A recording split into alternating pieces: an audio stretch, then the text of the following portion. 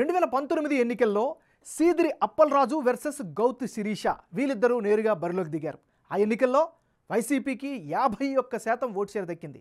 తెలుగుదేశం పార్టీకి 40%, జనసేనకు 4%, ఇతరులకు 5% ఓట్లయితే 2019లో వచ్చాయి. అంటే 2019 ఏపీ అసెంబ్లీ ఎన్నికల్లో పలాసలో వైసీపీ టికెట్పై సీదిరి అప్పలరాజు పోటీ చేయగా టీడీపీ నుంచి గౌతు శిరీష బరిలో నిలిచారు.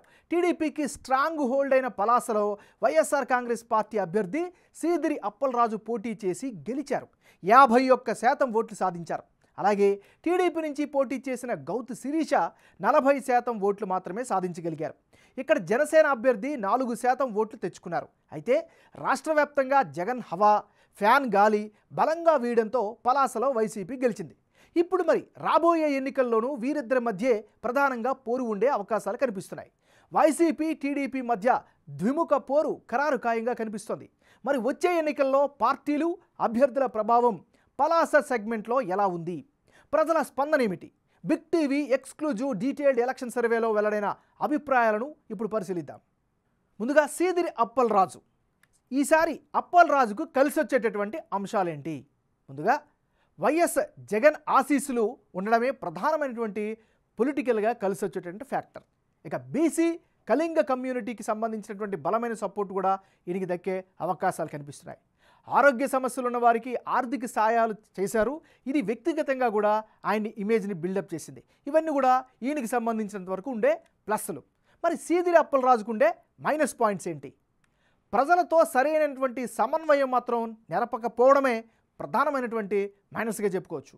మరోవైపు జీడిపప్పు రైతులకు సరైన మద్దతు ధర కల్పించలేకపోవడం కూడా ఈసారి ఎన్నికల్లో మైనస్ అయ్యే అవకాశం కనిపిస్తోంది. వంశధార లిఫ్ట్ ఇరిగేషన్ నుంచి చివరి దాకా సాగు నీరు అందిస్తామని చెప్పారు, కానీ అందించలేకపోయారు. ఇది కూడా ప్రధానమైనటువంటి మైనస్గా చెప్పుకోవచ్చు. ఇది అప్పలరాజుకి సంబంధించినంత వరకు ఉండే పాజిటివ్స్, నెగిటివ్స్. తెలుగుదేశం పార్టీ నాయకురాలు గౌతు శిరీష. మరి గౌతు శిరీషకు అనుకూలమైనటువంటి ఫ్యాక్టర్స్ ఏంటో పరిశీలిస్తే తెలుగుదేశం పార్టీ సంప్రదాయ ఓటర్లు బలమైనటువంటి మద్దతుగా నిలుస్తున్నారు. ఇది ఆమెకు ప్రధానమైనటువంటి పాజిటివ్గా చెప్పుకోవచ్చు. మరోవైపు తండ్రి సుదీర్ఘ రాజకీయ వారసత్వం కూడా ఆమెకి ఖచ్చితంగా పాజిటివ్ ఫ్యాక్టర్గా చెప్పుకోవచ్చు.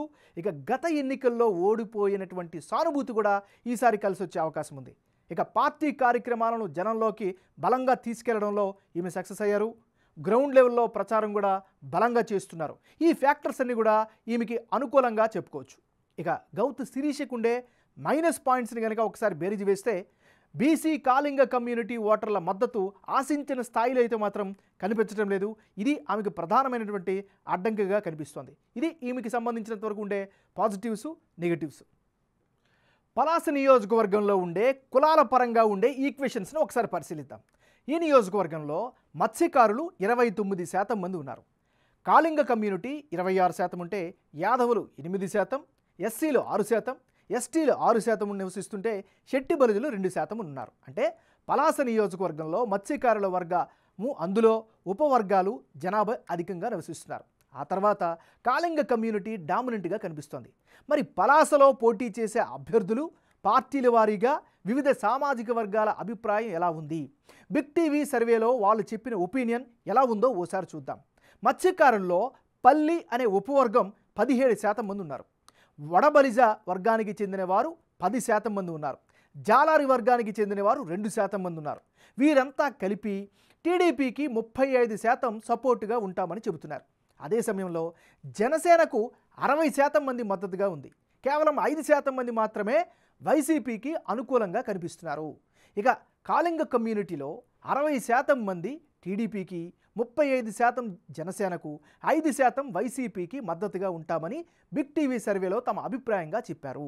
అటు యాదవ వర్గంలో టీడీపీకి 50%, జనసేనకు 45%, వైసీపీకి 5% సపోర్ట్ ఇస్తామని చెబుతున్నారు.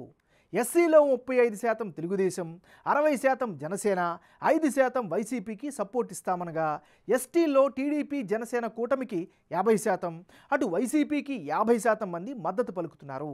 ఇక శెట్టి బలిజ వర్గానికి చెందిన వారిలో టీడీపీకి 60%, జనసేనకు 35%, వైసీపీకి 5% మంది సపోర్ట్ ఇస్తామని బిగ్ టీవీ సర్వేలో తమ అభిప్రాయాలు తెలియజేశారు.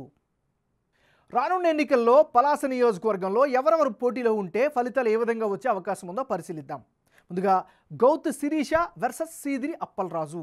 వీళ్ళిద్దరూ నేరుగా బరిలో దిగిన పక్షంలో తెలుగుదేశం పార్టీకి 48% ఓట్ షేర్ దక్కే ఛాన్సెస్ కనిపిస్తున్నాయి. వైసీపీకి 46% ఓట్ షేర్ వచ్చే ఛాన్సెస్ ఉంది. ఇతరులకు 6% ఓట్లు దక్కే అవకాశాలు కనిపిస్తున్నాయి. అంటే ఇప్పటికిప్పుడు ఎన్నికలు కనుక జరిగితే పలాసలో టీడీపీ అభ్యర్థి గౌతు శిరీషకు ఎడ్జ్ కనిపిస్తోంది. మొత్తం 48% ఓట్ షేర్తో గెలిచే అవకాశాలు ఎక్కువగా ఉన్నట్లు బిగ్ టీవీ సర్వేలో తేలింది. అదే సమయంలో వైసీపీ అభ్యర్థి మంత్రి అయిన సీదిరి అప్పలరాజుకు 46% ఓట్లు వస్తాయని ప్రజలు తమ అభిప్రాయంగా చెప్పారు. ఇతరులు 6% ఓట్లు దక్కించుకునే ఛాన్సెస్ అయితే పలాస నియోజకవర్గంలో కనిపిస్తున్నటువంటి పరిస్థితి.